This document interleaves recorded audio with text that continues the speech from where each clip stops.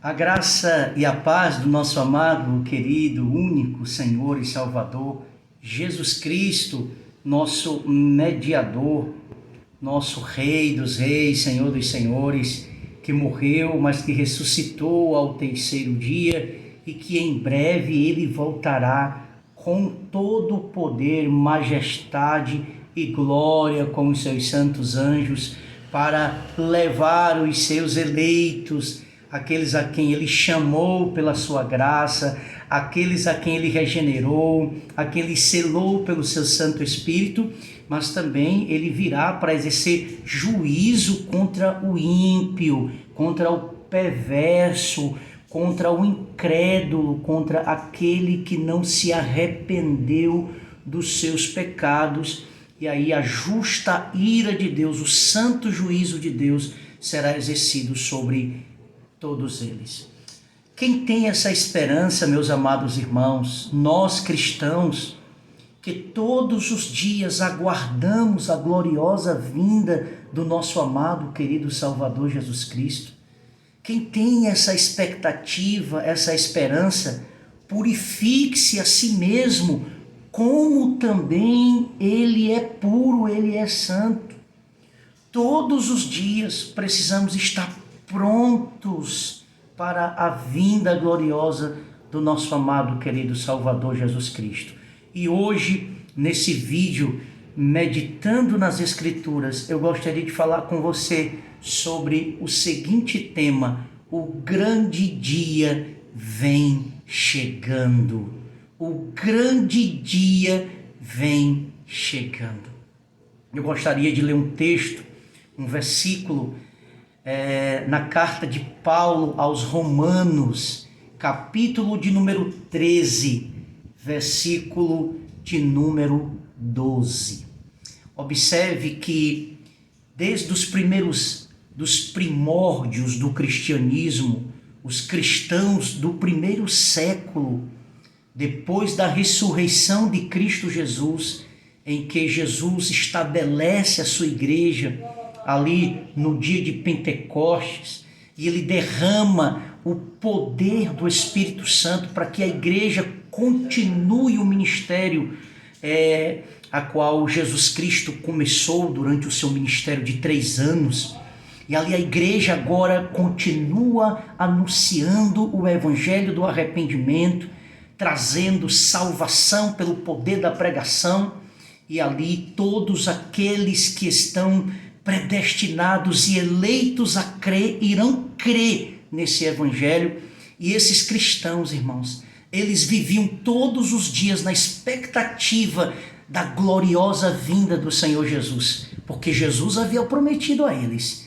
Quando Jesus subiu, quando eles estavam com os seus olhares fixos, e Jesus estava ascendendo ao céu com poder, majestade e glória. Quando Jesus estava ali subindo, e os anjos então descem e avisam e alertam aqueles discípulos: vocês estão vendo ele subir? Pois bem, da forma como vocês estão vendo ele subir, ele voltará.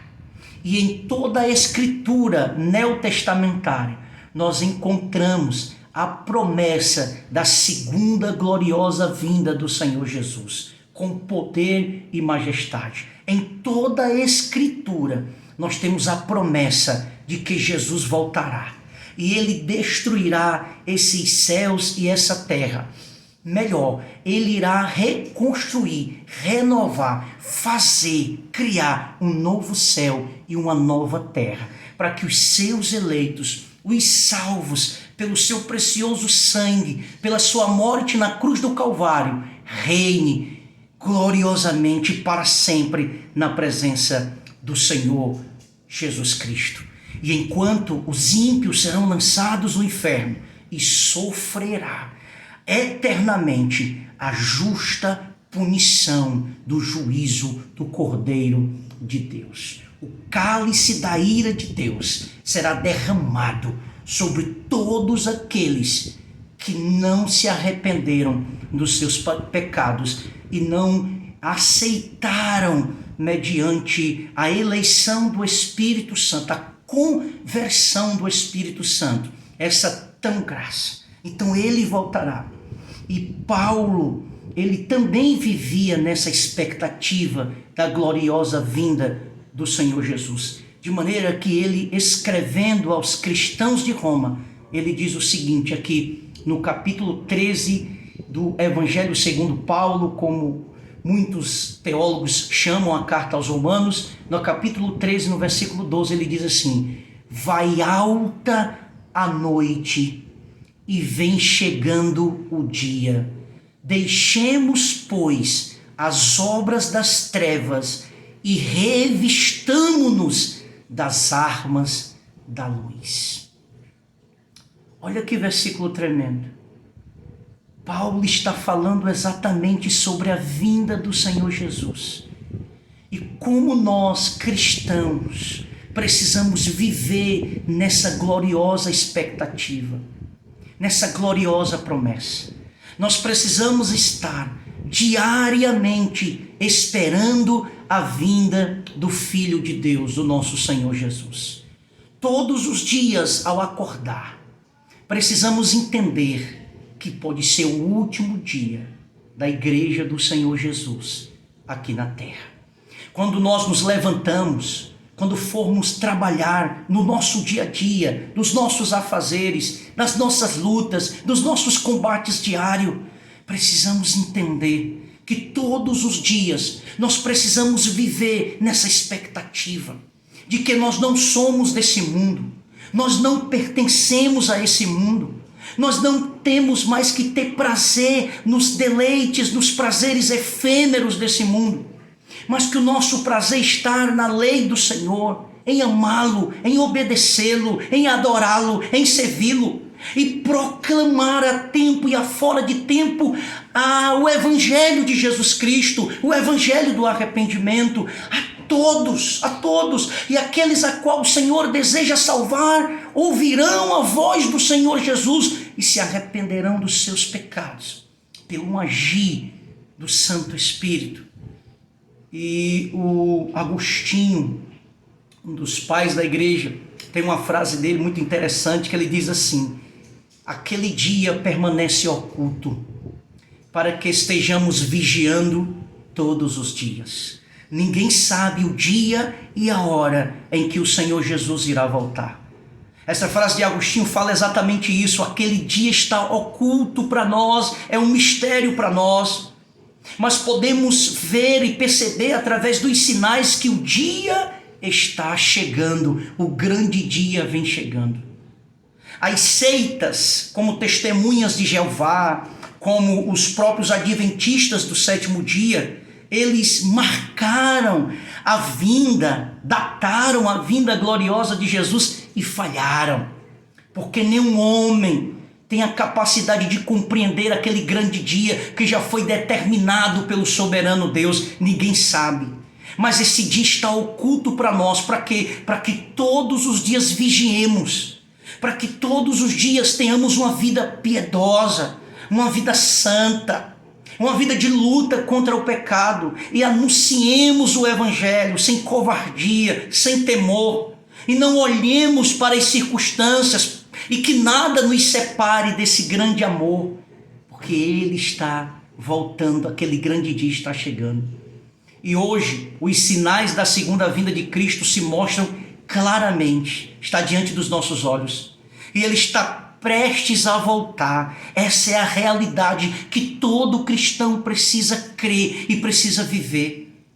Que todos os dias temos uma vida pura e anuncie o Evangelho, pregue o Evangelho. Não há mais tempo para nos embaraçar com coisas, com picuinhas carnais, com divisões, invejas, ciúmes, partidarismos, indiferenças, mágoas, ressentimentos, orgulho. Daqui a pouco nós vamos entender que Paulo está falando sobre isso. Deixemos as obras das trevas, somos regenerados, somos filhos de Deus e precisamos estar prontos, vigiando todos os dias. Há um teólogo, J. Blackshard, ele disse o seguinte: a certeza da segunda vinda de Cristo deve tocar e impregnar cada parte do nosso comportamento diário. Olha que coisa tremenda, irmãos. Aqueles que aguardam a gloriosa vinda de Jesus, essa certeza, essa convicção, deve tocar e influenciar toda a nossa maneira de viver. Tudo que nós fazemos, falamos, pensamos e agimos, precisamos compreender que a vinda de Jesus, essa vida piedosa diária de luta contra o pecado, todos os dias nós precisamos viver uma vida santa, uma vida que agrade a Deus, nessa expectativa de que Cristo pode voltar nesse dia, nessa hora, nesse momento, nesse mês, nessa semana. Nós não sabemos o dia. E essa convicção deve impregnar, tocar toda a nossa maneira de viver.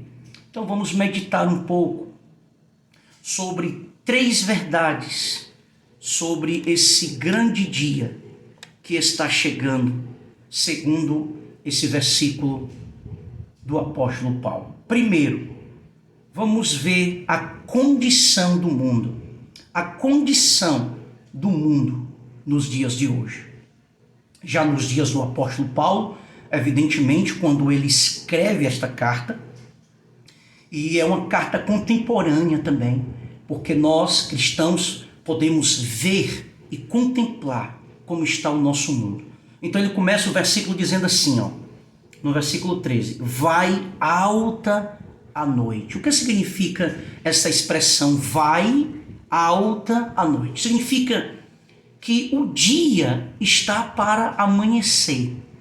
Estamos vivendo tempos de escuridão, de trevas. As trevas estão no seu auge no mundo que nós vivemos. Há uma multiplicação de iniquidade e o amor de muitos cristãos está esfriando. Nós estamos vivendo tempos de escuridão, de trevas. Nós estamos vivendo tempo de apostasia, de heresias. E isso é um sinal da vinda do Senhor Jesus. Falsos profetas, doutrinas demoníacas, falsos ensinamentos, falsos movimentos que não tem nada a ver com o Espírito Santo e nem com a sua santa palavra. Nós estamos vivendo tempos de falsa religião, de falsas doutrinas, falsas igrejas, falsos pastores, falsos mestres. O veneno está na panela. Muitos têm morrido espiritualmente pelo aumento da iniquidade no seio da igreja do Senhor, em que pessoas não convertidas, pessoas que nunca experimentaram a pureza do verdadeiro evangelho, estão vivendo nas suas práticas pecaminosas e estão manchando a noiva do Senhor Jesus. Mas o crente fiel, o verdadeiro cristão, ele está tendo discernimento de tudo o que está acontecendo. E ele não vai se deixar enganar, mas ele vai vigiar, ele vai ficar atento. Ele vai olhar para o mundo de trevas e ele vai compreender o que está acontecendo externamente e internamente. Quando nós vemos aí a realidade de muitas igrejas, muitos pastores liberais, muito pecado, muitas coisas que outrora sempre foi pecado, sempre foi transgressão. Mas agora as pessoas estão aplaudindo, as pessoas estão achando normal, as pessoas não pregam mais contra o pecado, as pessoas não corrigem mais, as pessoas não têm mais aquele compromisso de pregar toda a verdade de Deus. E muitos têm se esfriado, muitos têm apostatado da fé, e seguindo as doutrinas, os caminhos tortuosos, pervertidos, que não tem nada a ver com o caminho do Senhor. Então essa é a condição do mundo. À noite nós estamos vivendo a escuridão de trevas demoníacas, falsas doutrinas. O amor de muitos tem se esfriado, o pecado tem como câncer matado a pureza, a santidade da igreja do Senhor Jesus. adultérios, mentiras, fofocas, invejas, ciúmes. Muitos cultos que têm se misturado com misticismo. Muito misticismo, a teologia liberal, já não se crê na inerrância das Escrituras, já não crê mais na autoridade das Escrituras. E essa é a realidade. Alguns estão dormindo o sono da insensatez e da indiferença.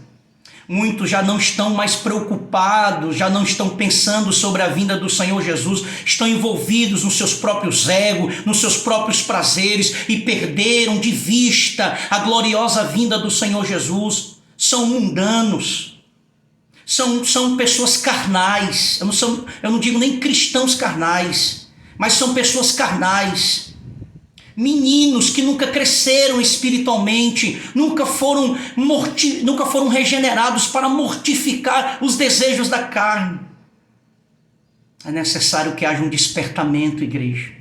É necessário que saiamos do sono da nossa negligência, do nosso acomodismo, da nossa religiosidade vazia, sem vida, sem piedade, ortodoxia morta, cultos vazios, antropocêntricos.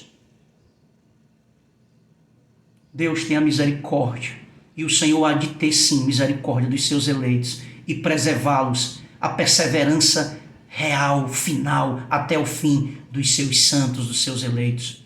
A consumação da nossa salvação se aproxima, bem como o juízo final também. A salvação dos eleitos se aproxima, o momento glorioso em que o Senhor Jesus levará o seu povo e para sempre nós estaremos na presença dele. Essa é a nossa expectativa. Não podemos nos embaraçar com as coisas desse mundo. Precisamos estar firmes, precisamos lutar contra o pecado, guardar o nosso coração para que o nosso amor não se esfrie por Deus.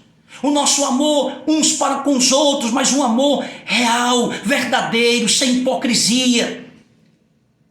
Que nós não sejamos atores, que Jesus tire as nossas máscaras, para que a gente seja crentes verdadeiros, na presença e na ausência da esposa, do marido, do pastor, do irmão A, do irmão B. Onde nós estivermos, as pessoas olhem para nós e vejam Jesus nas nossas vidas. Louvado seja Deus, esse é o nosso compromisso, meu irmão.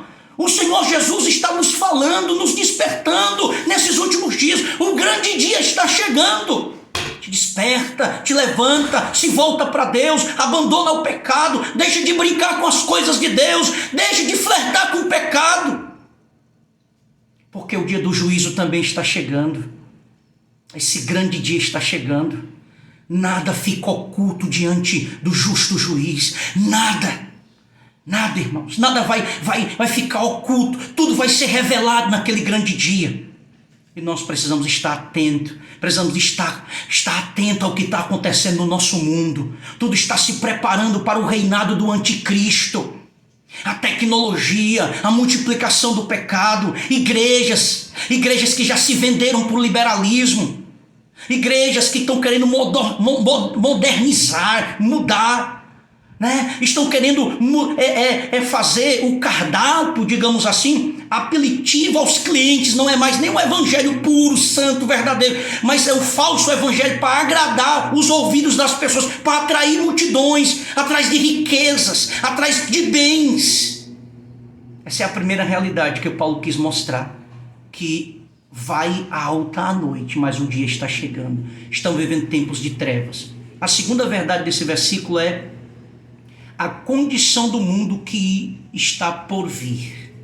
A condição do mundo que está por vir. E vem chegando o dia. Mas o dia vai raiar.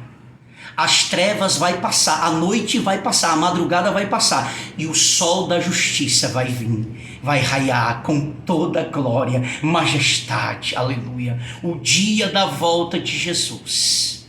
O dia está raiando. O dia vai raiar. Já há o cumprimento das profecias, os raios, os vislumbres dessa gloriosa vinda já está raiando. O princípio das dores está começando, como sinal. As profecias do próprio Senhor Jesus estão se cumprindo, porque o dia está chegando. o dia da vitória, em que veremos o Salvador e habitaremos com Ele eternamente. Aleluia! Lá não haverá dor, lá não haverá lágrimas, não haverá sofrimento, não haverá guerra, não haverá pecado.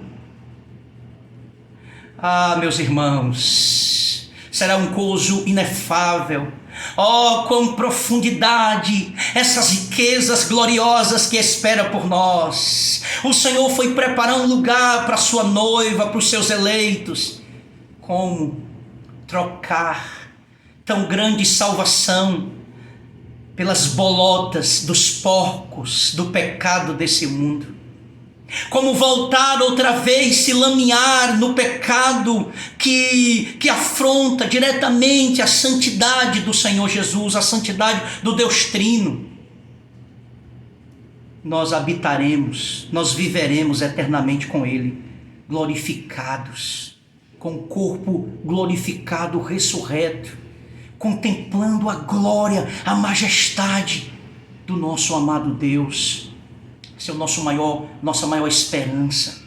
O dia em que não haverá mais dor, nem tristeza e nem sofrimento. É por isso que vale muito a pena nós suportarmos qualquer coisa por amor à palavra de Deus, por amor a Cristo. Podemos suportar qualquer problema, qualquer adversidade por amor ao Senhor Jesus Cristo. Vale muito a pena. Será o dia do nosso descanso. O Shabat de Deus está chegando. O dia do nosso descanso eterno. Do nosso prazer e da nossa glorificação. Nós vamos descansar das nossas lutas, dos nossos labores dessa vida. Oh, bendito seja Deus. O teólogo L. Moody, ele dizia o seguinte: nunca prego um sermão sem pensar que é possível que o Senhor venha antes de eu ter a oportunidade de pregar outro. Olha aí, meus irmãos, os homens de Deus, as mulheres de Deus vivem nessa expectativa. Moody dizia que todas as vezes que ele ia pregar, ele pensava que era possível que o Senhor Jesus viesse antes que ele tivesse a oportunidade de pregar outro sermão, de maneira que ele pregava com intensidade, com autoridade, com poder, com vida, e assim também precisamos estar vivendo todos os dias intensamente, meditando nas Escrituras, lendo exaustivamente a Bíblia, lendo bons livros, se aprofundando nas Escrituras, compreendendo o texto sagrado, orando exaustivamente no Espírito, se ajoelhando, cantando, adorando, pregando o Evangelho, anunciando Jesus Cristo, tempo e afora de tempo, e vivendo todos os dias para agradar ao Senhor Jesus, para adorá-lo, para a sua glória. Talvez seja o nosso último dia aqui na terra, talvez seja o nosso último dia. E a terceira verdade desse texto, já concluindo essa meditação, é que diante dessa realidade, primeiro, que o mundo está em trevas, o pecado está aumentando, o amor de muitos está esfriando, e da realidade que está por vir, da condição que está por vir, o dia está chegando, e esse grande dia é o dia que nós esperamos, que está oculto a nós, mas já está determinado pelo soberano Deus, o Deus Trino. Como nós cristãos devemos viver até Jesus voltar, até aquele grande dia. Como nós devemos viver? Então Paulo vai dizer o seguinte: deixemos, pois, as obras das trevas e revistamo-nos das armas da luz. É assim que um verdadeiro cristão deve viver nesse mundo até Jesus voltar, até aquele grande dia. Diante da volta eminente de Cristo, a ordem bíblica é: santificai-vos, santificação, separação do pecado, luta contra o pecado, separação, vida piedosa, vida santa. Essa é a ordem.